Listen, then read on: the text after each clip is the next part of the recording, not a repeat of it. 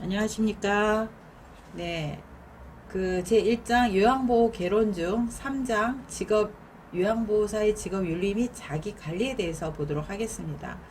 자, 이거는 내용이 조금 많이 있는데요. 요양보호사의 직업윤리, 그 다음에 요양보호사의 자기관리, 또 뒤에 뭐 산재, 그 다음에 성희롱 예방 이렇게 파트를 나눌 수 있는데, 자, 이 중에서도 요양보호사의 직업윤리, 그 다음에 노인학대, 그 다음에 요양보호사의 자기관리, 이런 내용들이 중요한 내용이라고 할 수가 있고요. 자, 먼저 요양보호사의 직업윤리 표준교재 74페이지를 보도록 하겠습니다. 자, 직업윤리 정신이 몇 가지가 나와 있는데요. 첫 번째, 개인의 삶과 자기 결정을 최대한 존중하며 차별 대우하지 않는다. 그래서 성, 연령, 그 다음에 사회적 지위, 경제적인 이런 거에 따라서 대상자를 차별 대우하지 않는 게 요양보호사의 직업윤리입니다. 자, 두 번째, 업무상 알게 된 개인정보는 비밀을 유지하도록 되어 있죠. 그래서 개인정보보호법이라든가 비밀 유지에 대해서 요양보호사는 직업윤리 정신을 갖고 있으셔야 됩니다.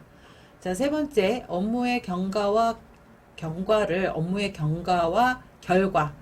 이게 좀 오타가 있네요. 업무의 경과와 결과를 시설장 또는 관리 책임자에게 보고하도록 되어 있습니다.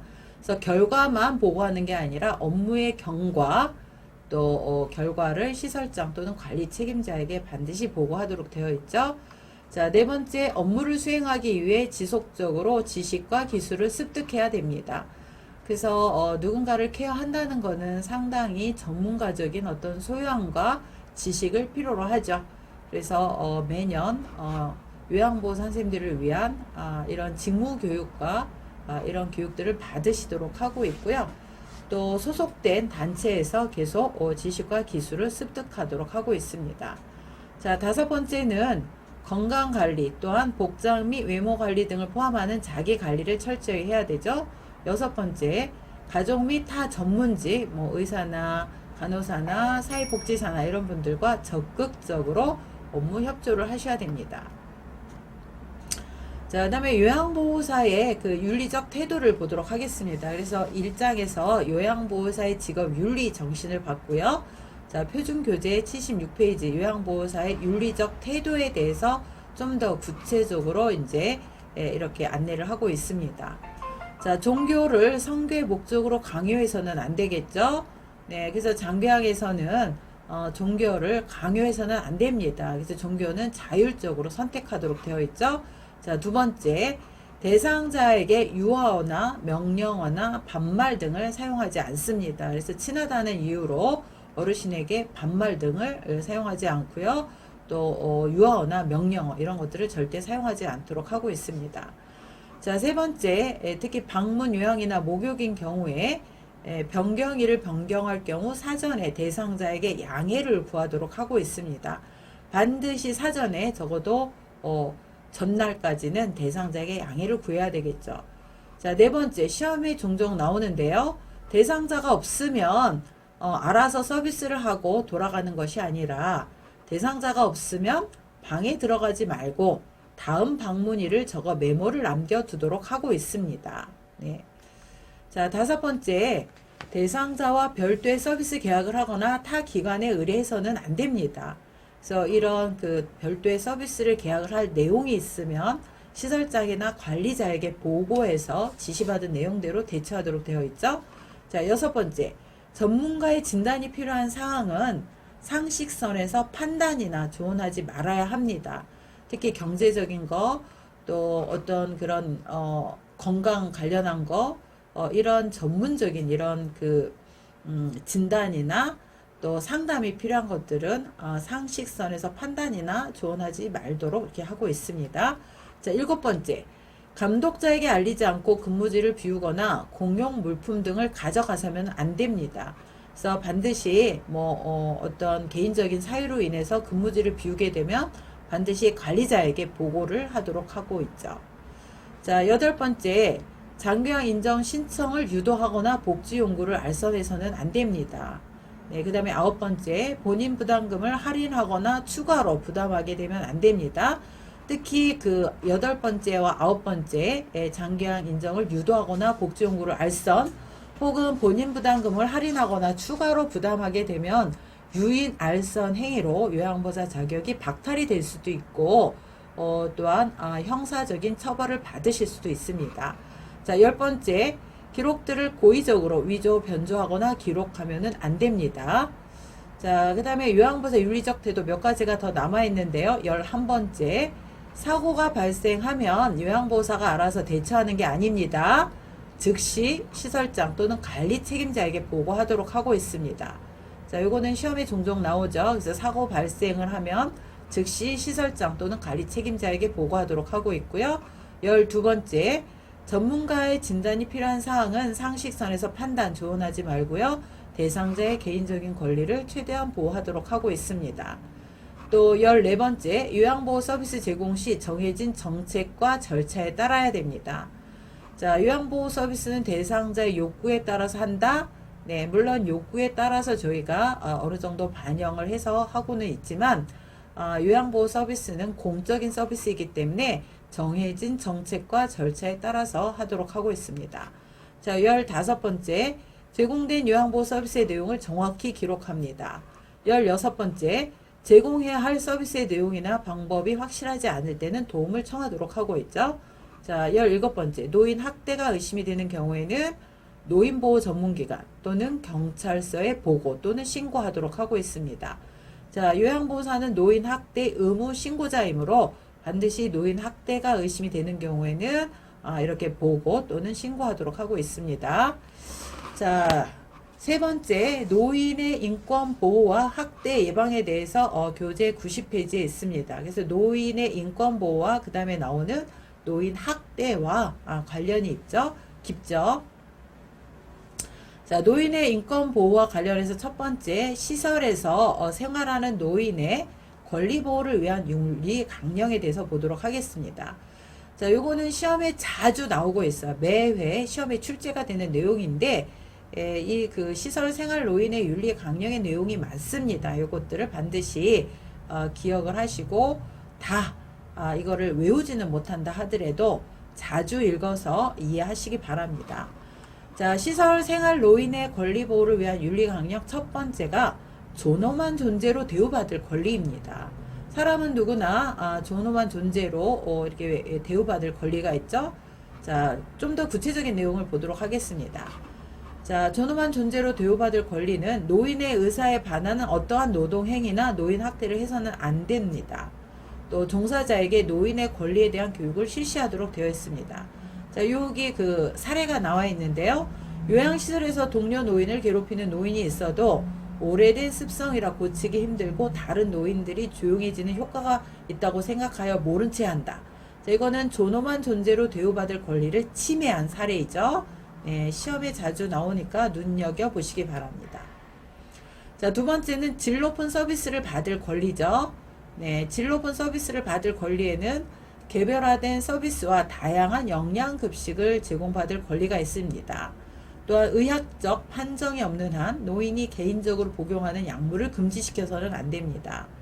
또한 질 높은 서비스를 받기 위해 어르신들이 받기 위해 종사자의 능력 개발을 위한 직무 훈련과 교육받을 기회를 충분히 부여해야 됩니다. 또한 월별 입소 비용 미납 등의 이유로 서비스를 제한해서는 안 됩니다. 저 밑에 사례가 나와 있는데요. 요양보호사가 날씨가 덥다고 여자 어르신에게 동의를 구하지 않고 머리를 짧게 깎아서 어르신이 속상해 하신다. 자, 이거는 질 높은 서비스를 받을 권리를 침해받은 사례이죠.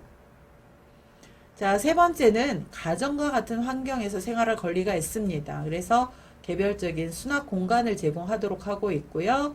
또 가정과 같은 공간에서 이런 환경에서 사실 수 있도록 안전하고 깨끗한 환경과 편안한 조명, 적절한 실내 온도를 유지해 드려야 됩니다. 자, 여기 또 침해된 사례가 있는데요.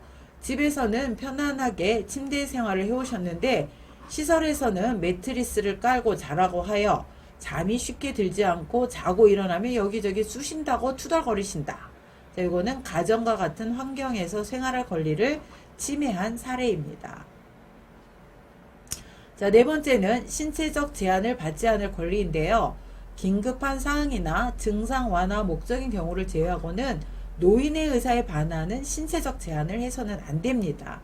그래서 요양보호사가 자리를 비울 때마다 거동이 불편한 대상자의 손과 발을 묶는다. 뭐 이런 것들은 신체적 제한을 받지 않을 권리를 침해한 사례죠. 그래서 부득이하게 이런 어르신들을 억제대로 이렇게 묶는 경우에는 어르신에게 혹은 보호자에게 반드시 동의를 받고 이렇게 할 수 있도록 되어 있죠. 자, 다섯 번째, 사생활 및 비밀 보장에 대한 권리입니다. 외부에서 시설 방문을 와서 어르신들 동의 없이 사진을 찍거나 방에 불쑥 들어와 구경을 하는 거, 이런 것들은 사생활이나 비밀 보장에 대한 권리를 침해한 사례이죠. 자, 여섯 번째는 통신의 자유에 대한 권리입니다. 거동이 불편한 어르신의 휴대전화가 없고 방에도 전화가 없어서 자녀들과 연락을 할 수 없고 매우 답답해 하시는 것은 통신의 자유에 대한 권리를 침해한 사례죠.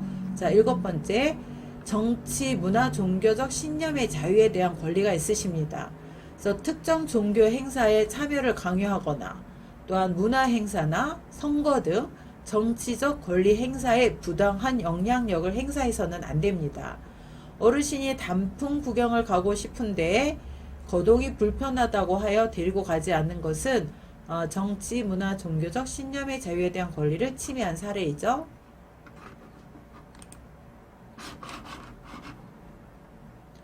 자, 여덟 번째는 소유 재산의 자율적 관리에 대한 권리입니다. 자, 여기 사례가 나오는데요. 큰아들의 요청으로 치매 할아버지의 통장을 시설에서 위탁 관리하고 있는데 둘째 아들이 통장을 달라고 요청하여 요양보호사가 확인서를 받고 내주었어요.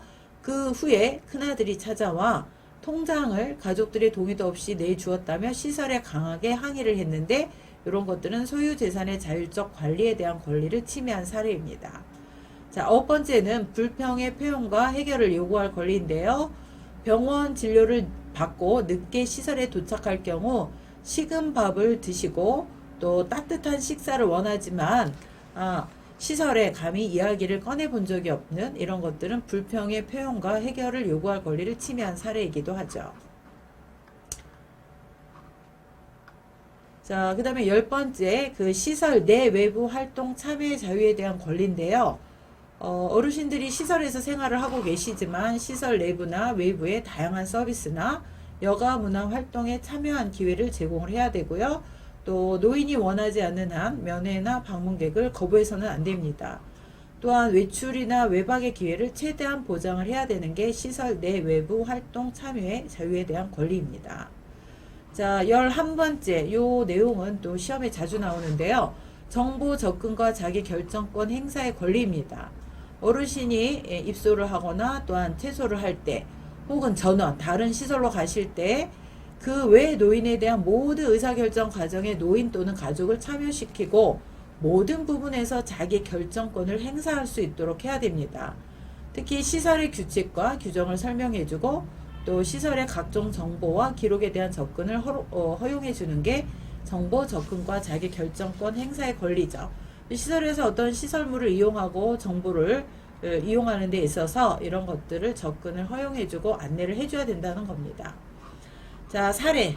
어르신의 건강 상태가 나빠져 가족들에게 입원이나 전원을 권유하였는데 자식들은 어르신의 의사는 묻지도 않고 다른 시설로 전원시키는 경우, 이거는 어르신의 정보 접근과 자기 결정권 행사의 권리를 침해한 사례이기도 하죠.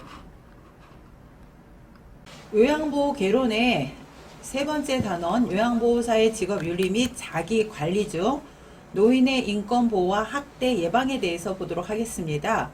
네, 교재 102페이지에 보면 노인 학대 유형이 나오는데요. 노인 학대는 시험에 매우 자주 나오는 내용들이죠.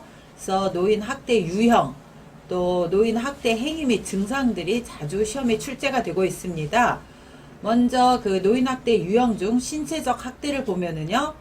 신체적 학대란 노인에게 신체적 손상, 고통, 장애 등을 유발시키는 행위로 학대 행위 및 증상을 보면 때리고 꼬집는다든가 감금한다든가 무리하게 먹인다든가 불필요한 약물을 투여한다든가 특히 감금한다든가 불필요한 약물을 투여하는 것도 신체적 학대 행위 증상 중 하나입니다.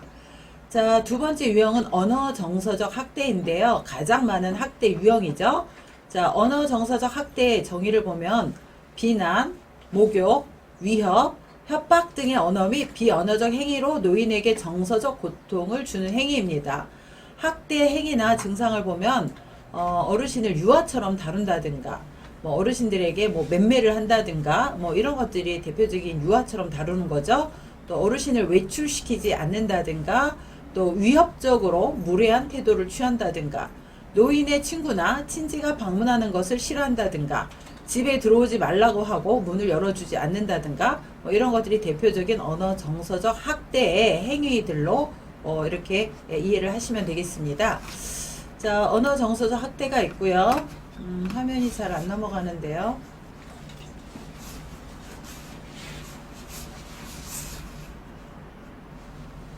네, 그 다음에 성적 학대가 있습니다. 자, 성적 학대는 노인의 의사에 반하는 성희롱이나 성추행을 강제적으로 행하는 모든 성적 행위인데요. 예를 들면 사람들이 보는 앞에서 옷을 이렇게 벗긴다든가 혹은 사람들이 보는 앞에서 옷을 벗겨서 욕실로 이동을 한다든가 혹은 기저귀를 가를 때 본인의 어떤 프라이버시를 위해서 이렇게 가리고 하지 않는다든가 최소한 스크린을 친다든가 이렇게 해야 되죠. 혹은 타올로 덮어드린다든가 그래서 이런 것들도 노인의 모든 성적 학대에 포함이 되겠습니다. 또 노인 학대 유형의 재정적 학대가 있는데요. 노인의 동의 없이 재산을 사용하거나 부당하게 착취하여 이용하는 행위 및 노동에 대한 합당한 보상을 제공하지 않는 행위라고 할 수 있습니다. 학대 행위로 보면 유언장을 허위로 작성하거나 수정한다든가 허락 없이 부동산을 사고 판다든가 체납된 공과금이나 세금 계산서가 발견된다든가 은행 계좌에 부적절한 거래가 있다든가 재산이 타인의 명의로 전환된다든가 이런 것들이 대표적인 노인 학대 중 재정적 학대라고 얘기할 수 있습니다. 자, 그 다음에 방임이 있는데요. 방임의 정의는 부양 의무자로서 책임이나 의무를 의도적 혹은 비의도적으로 거부, 불이행 혹은 포기하여 노인의 의식주 및 의료를 적절하게 제공하지 않는 행위입니다. 대상자가 거주지 안에서 방치되는 것, 장시간 방치되는 이런 것들이 방임이라고 할 수 있는데요.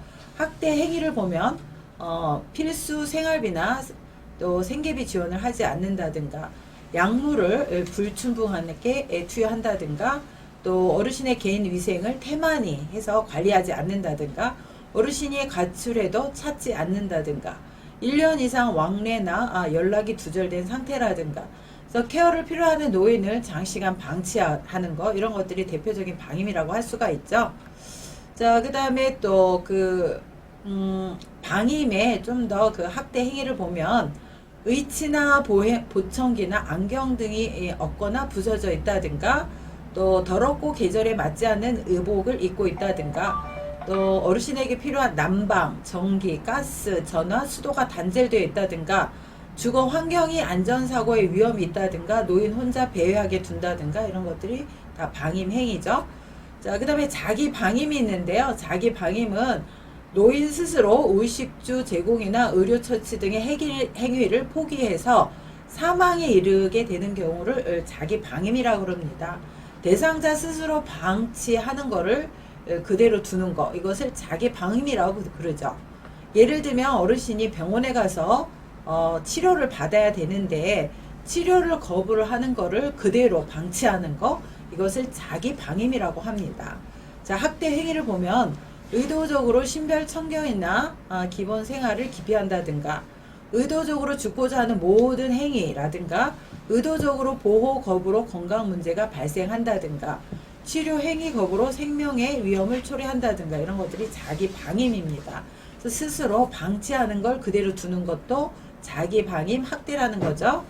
자, 마지막으로 유기가 있는데요. 유기란 스스로 독립할 수 없는 노인을 격리하거나 방치하는 행위 혹은 월별 입소 비용 미납 등의 사유로 노인에게 특별한 조치 없이 퇴소시키는 행위를 유기라고 합니다.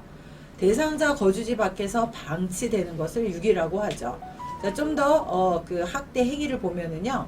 노인을 시설에 맡기고 연락을 두절한다든가, 또 노인이 낯선 장소에서 오랜 시간 배회하며 자신의 주거지나 연락처를 모른다든가, 주거지가 아닌 장소에서 불결한 상태로 방치되어 있다든가, 또 노인의 신상 정보를 알 수 없다든가, 자녀들이 주소지를 옮기고 연락이 되지 않는다든가, 이런 것들이 유기의 형태죠. 예, 그래서 노인 학대 유형을 지금 앞에서부터 몇 가지를 봤죠. 자, 첫 번째가 신체적 학대고요. 또 언어 정서적 학대, 성적 학대, 재정적 학대, 방임, 또 자기 방임, 유기, 이런 것들이 노인 학대의 대표적인 유형입니다. 자, 노인 학대가 의심만 돼도 노인보호 전문기관이나 수사기관에 신고하도록 되어 있고요. 요양보호사는 의무 신고자로 이렇게 되어 있습니다. 자, 그 다음에 요양보호사의 직업윤리 및 자기관리의 네 번째, 요양보호사의 건강 및 안전관리에 대해서 보도록 하겠습니다. 자, 어떤 직업이든지 간에 다 직업성 질병이 있는데요. 저희 요양보호사 선생님들에게도 몇 가지 직업성 질병이 있습니다. 그 중에 하나가 직업성 근골격계 질환이고요. 감염질환, 또 감정노동, 이런 것들이 이제 대표적인 그 요양보호사의 직업성 질병인데요. 직업성 근골격계 질환에 대해서 먼저 보도록 하겠습니다. 표준교재 114페이지에 있고요. 자, 근골격계라 그러면 우리 몸을 구성하고 있는 뼈, 그 다음에 근육, 뼈와 근육을 이어주는 힘줄, 또 힘줄을 싸고 있는 막, 신경계, 이런 것들을 다 통칭을 해서 근골격계라고 합니다. 그래서 우리 요양보호사 선생님들은 특히 이런 근골격계 질환에 노출이 되어 있는데요. 자, 근골격계 질환을 좀 더 구체적으로 봅니다. 첫 번째, 오십견이 있어요. 네, 오십견이란 50대 특히 많이 발병이 돼서 오십견이라고 하죠.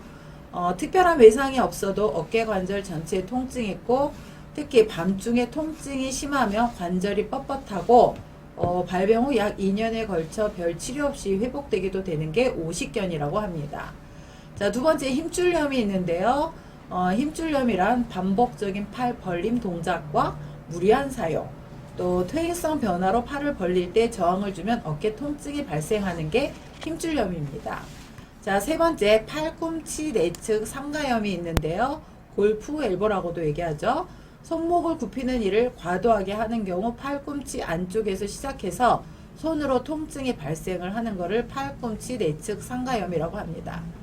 자, 네 번째, 팔꿈치 외측 상가염인데 테니스 엘보라고도 하죠.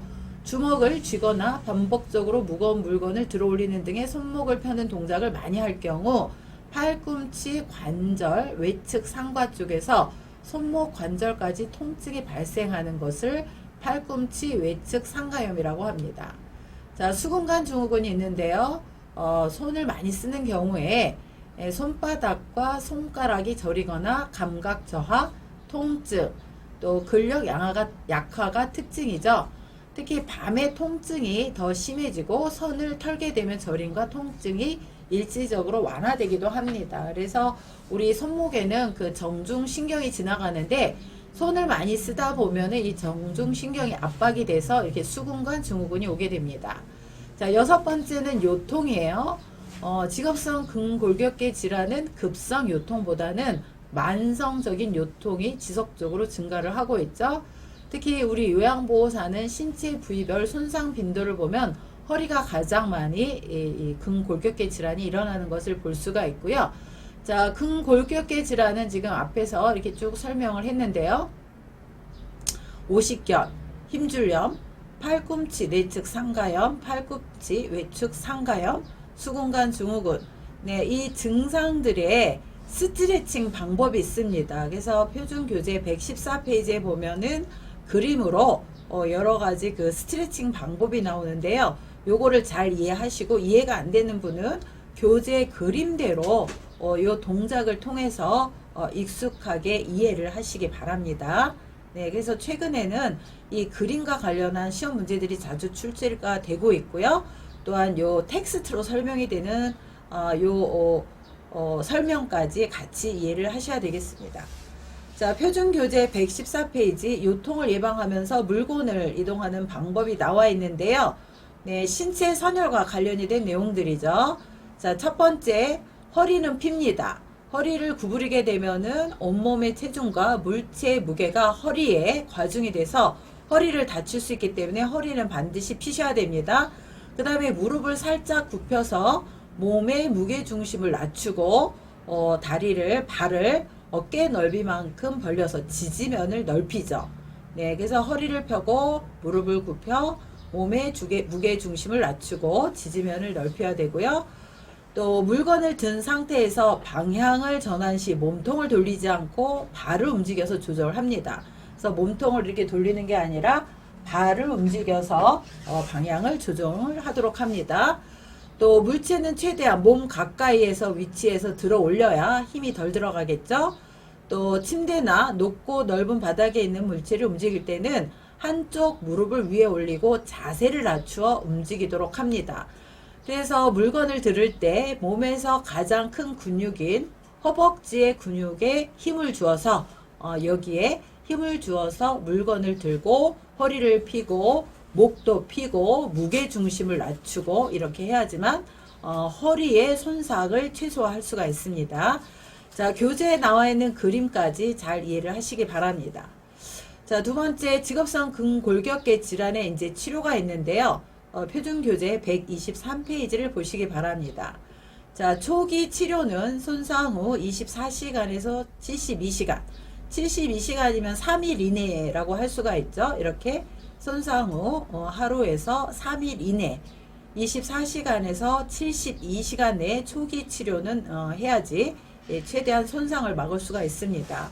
자, 초기 치료는 이렇게 그 시간을 빨리 서둘러서 3일 이내에 치료를 받도록 하고요. 두 번째, 휴식이 가장 좋은 치료 방법입니다. 그래서 외상을 조정하고 추가적인 조직 손상을 막기 위해서는 휴식을 하셔야 되고요. 또한 냉찜질이 초기의 치료 중에 하나입니다. 그래서 냉찜질은 부종과 통증을 감경시키고 근경련을 감소시키기 위해서 냉찜질이 좋습니다. 자, 여기에 추가적인 설명이 있는데요. 손상 후 초기 치료, 급성기 2일 정도에는 냉찜질이 좋습니다. 하지만 만성으로 통증이 있는 경우는 온찜질이 좋아요. 예를 들면 손목을 삐는 경우에는 냉찜질을 하고요. 무릎에 있는 만성 관절염은 온찜질이 좋다는 거예요. 네, 그래서 초기 치료는 만성 통증으로 인한 온찜질보다는 냉찜질이 효과가 있다라는 것을 기억하시기 바랍니다. 화면이 안 나오지. 네, 네 번째는 압박입니다. 네, 부종을 조절하고 원하지 않는 움직임을 줄이며 통증을 줄여주죠. 예를 들면 골절이 됐을 때 뭐 깁스를 한다든가 아니면은 뭐 팔이 골절을 됐을 때 이렇게 브레이스를 한다든가 뭐 이런 것들이 일종의 압박을 통해서 그 움직임을 줄여서 통증을 줄여주죠. 자, 그 다음에 심장보다 높게 올려주는 이런 올리기를 통해서 부종을 이렇게 줄여주고 손상 부위를 심장보다 높게 올려줘서 이런 올리기가 초기 치료 방법 중에 하나입니다. 또한 고정이죠. 통증과 근육 경련을 감소시키기 위해 아픈 부위를 부목을 이용해서 고정하는 거. 좀 전에 설명한 뭐 깁스나 뭐 이런 것들과 같이 이렇게 고정을 해주면은 초기 치료에 도움이 된다는 것입니다. 자, 두 번째는 이제 여기 화면에 보니까 그 두 번째 초기 치료가 아닌 이제 만성 치료에 대한 내용이 좀 빠져 있는데요. 교재를 살펴보시기 바라고요. 시험에 자주 출제가 되는 효과적인 스트레칭 방법을 보도록 하겠습니다. 자, 스트레칭의 방법도 시험에 자주 출제가 되고 있죠. 그만큼 우리 요양보호사 선생님들에게 있어서 스트레칭이 굉장히 중요하다는 건데요. 자, 스트레칭을 하는 방법을 보도록 하겠습니다. 그래서 설명되어 있는 텍스트 내용과 또 교재에 있는 그림을 같이 이해를 하시기 바랍니다. 자, 스트레칭을 할 때는 한쪽으로 치우쳐서 하는 게 아니라 상하 좌우 균형 있게 교대로 해야 되며 같은 동작은 2, 3회 반복하는 것이 좋습니다. 자, 통증을 느끼지 않을 정도의 범위에서 해야 되죠. 통증을 느낄 정도면 이 근육이 손상이 될 수 있기 때문에 통증을 느끼지 않을 정도의 범위에서 하며 호흡은 멈추지 않고 합니다. 자, 세 번째, 스트레칭의 자세는 10에서 15초 정도 유지를 합니다. 그래서 여러분들이 한 동작을 한 다음에 10에서 15초 정도 한번 연습을 해 보시기 바랍니다. 그 다음에 동작과 동작 사이에는 5 내지 10초 정도 쉬는 게 좋습니다. 지금 나와 있는 이 세 가지 내용이 시험에 자주 출제가 되니 꼭 이해하시기 바랍니다. 자, 요양보호사의 건강 및 안전관리에서 가장 요양보호사가 손쉽게 감염을 할 수 있는 게 이제 손 씻기죠. 자, 그래서 손 씻기는 우리 요양보호사의 그 감염성, 그런 직업성 질병에 대한 가장 손쉽고 경제적으로 예방할 수 있는 감염 예방법입니다. 자, 손 씻기는 흐르는 온수에 차가운 이런 물이 아니라 흐르는 온수에 향균 액체 비누를 사용하도록 합니다. 고체 비누는 세균 감염이 우려가 되죠. 또 종이 타월이나 깨끗한 마른 수건으로 물기를 제거합니다. 앞에 사람이 쓴 수건을 쓰는 거는 세균 오염에 이런 문제가 있기 때문에 종이 타월이나 깨끗한 수건으로 물기를 제거하는 게 좋습니다. 자, 요양보호사에게 흔한 감염성 질환을 보면은요, 표준규제 133페이지에 나와 있는데요. 먼저 결핵이 있습니다. 네, 결핵은 결핵감염 대상자와 접촉 후 2주에서 1개월 이후에는 반드시 엑스레이 검진을 통해 감염 여부를 확인하셔야 됩니다. 자, 그래서 감염이 안 됐다 하더라도 어떤 증상이 없다 하더라도 접촉 후 2주에서 1개월 이후, 왜냐하면 요 기간 동안 잠복기라고 할 수 있기 때문에 증상이 없어도 2주에서 1개월 이후 반드시 엑스레이 검진을 통해 감염 여부를 확인하셔야 됩니다. 또 활동성 결핵이 의심되는 대상자는 의료기관이나 보건소 진료를 받도록 하고요. 특히 결핵 전파가 우려되는 대상자를 돌볼 때는 보호장구, 마스크라든가 장갑을 착용해야 되죠. 또 결핵은 다른 사람으로부터 호흡기로 감염되는 이런 질병입니다. 그래서 제3종 전염성 질병인데요. 공기 중을 통해서 감염이 되는 질병, 공기 중을 통해서 호흡기로 감염이 되는 질병이지 유전이 되는 병은 아닙니다.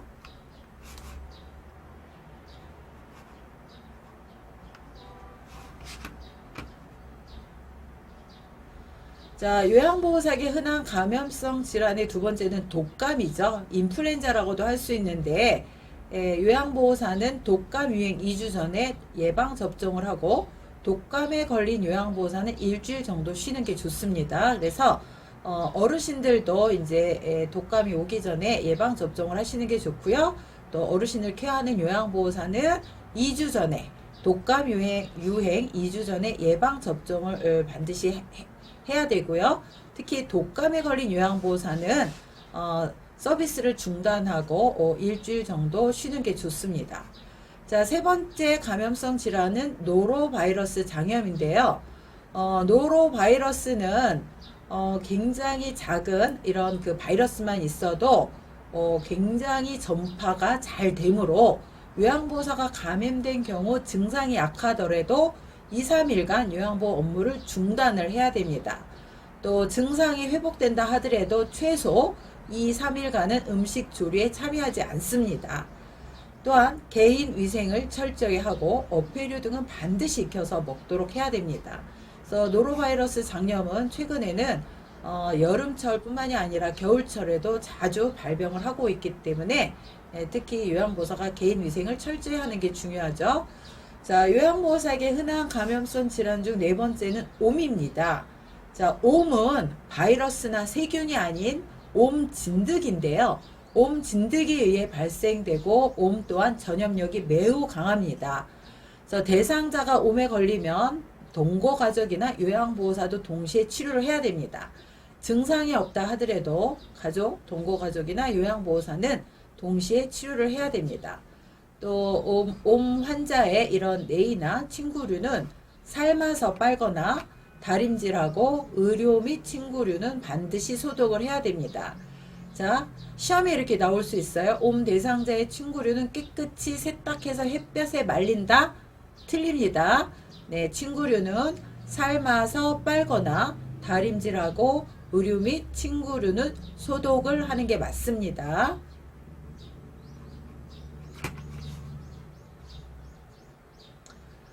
자, 여섯 번째 요양보호사의 스트레스 대처 방법이 나오는데요. 우리 요양보호사는 세 번째 가지고 있는 그 직업성 질병 중에 하나가 감정 노동을 하고 있죠. 그래서 이런 감정 노동자로서 스트레스 대처 방법을 보면은요, 표준교재 137페이지를 참고하시기 바랍니다. 첫 번째로 긍정적으로 생각하는 습관을 가져야 됩니다. 또 두 번째는 규칙적이고 적당하게 바쁜 생활을 하는 게 좋습니다. 너무 그 바쁜 생활을 하게 되면 스트레스가 쌓일 수도 있죠. 또 잠을 충분히 자서 숙면을 취하는 게 좋고요. 또 서비스를 하면서 가지고 있는 자신의 생각과 감정을 적절하게 표현하는 게 좋습니다.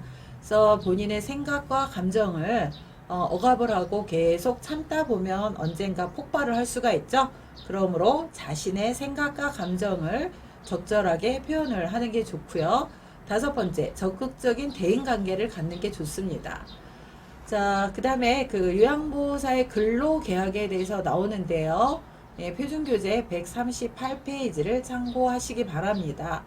우리 요양보호사는 근로자로 인정이 됩니다. 그래서 근로기준법에 정한 이런 그 권리를 가질 수가 있고요. 근로자로서의 보호를 받을 수가 있는데요.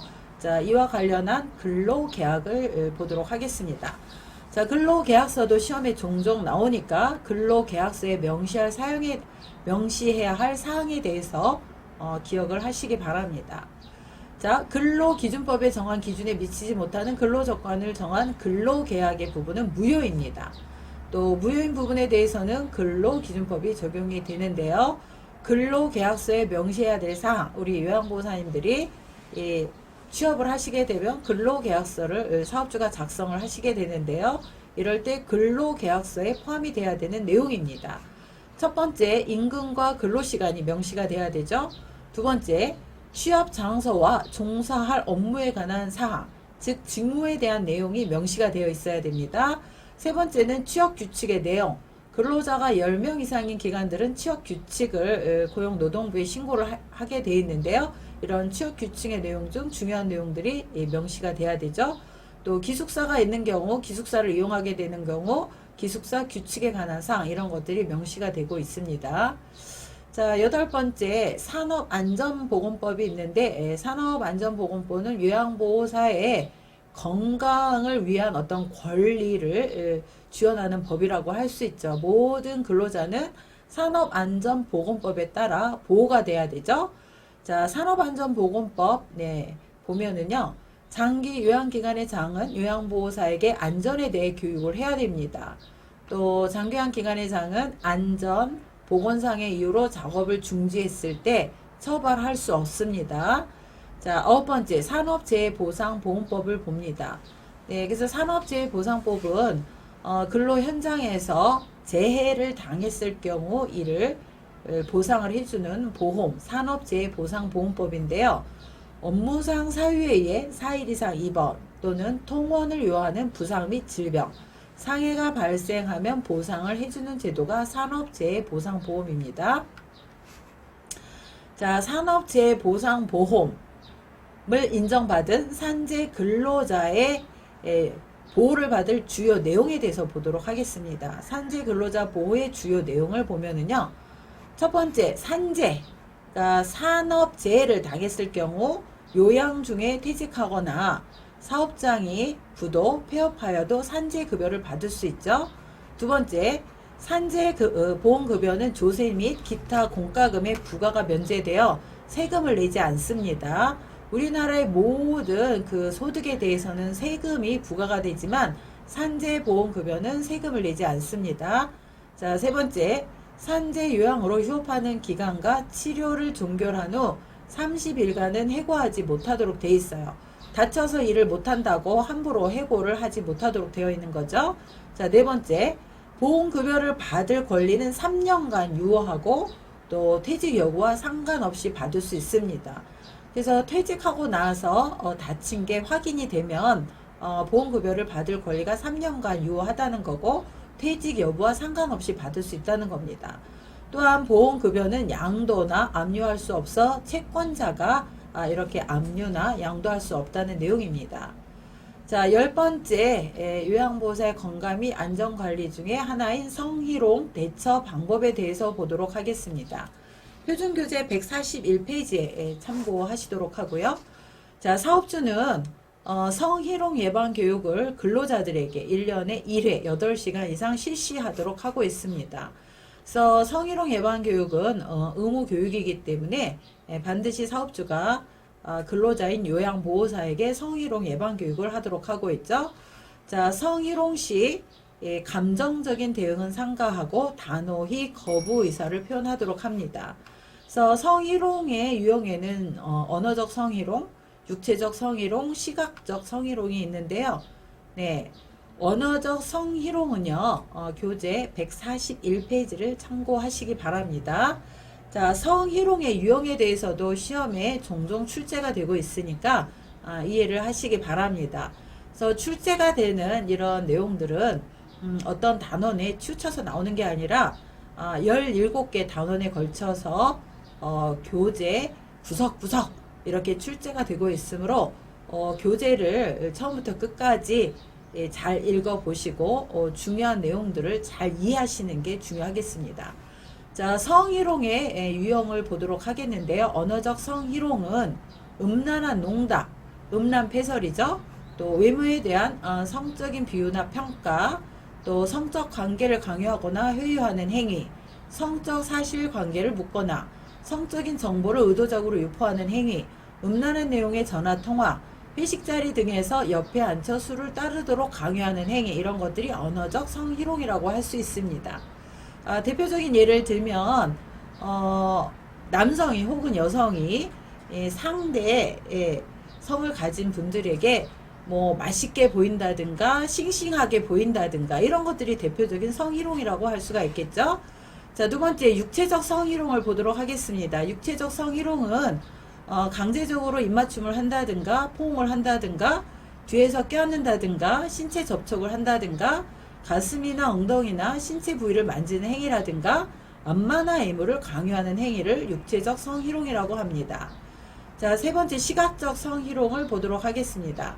음란한 사진이나 그림이나 낙서나 음란 출판물 등을 게시하거나 보여준다든가 자신의 특정 신체 부위를 고의적으로 노출하거나 만지는 행위라든가 이런 것들이 시각적 성희롱이라고 할 수가 있죠. 이렇게 그 성희롱을 당했을 경우에는 감정적인 대응은 삼가고 단호히 거부 의사를 표현하며 법적으로 요양보호사는 보호를 받게 돼 있고 또 사업주는 매뉴얼에 따라서 근로자인 요양보호사를 보호하도록 되어 있습니다.